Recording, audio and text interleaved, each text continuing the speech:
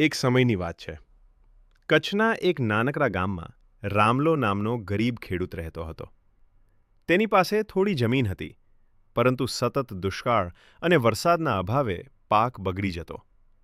ઘરમાં અન્ન નહોતું, બાળકો ભૂખ્યા રહેતા.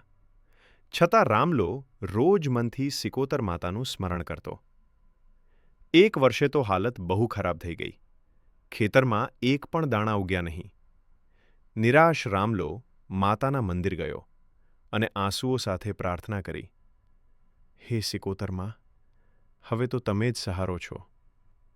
તેની સાચી ભક્તિ જોઈ માતાને દયા આવી.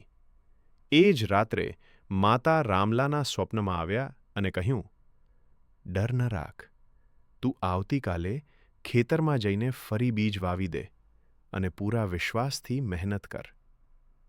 રામલાએ માતાજીના શબ્દો પર વિશ્વાસ રાખ્યો. થોડા દિવસોમાં અચાનક વરસાદ પડ્યો. ખેતરો લીલાછમ થઈ ગયા અને પાક સુવર્ણ બની ઉગ્યો. ગામના બધા લોકો આશ્ચર્યમાં પડી ગયા.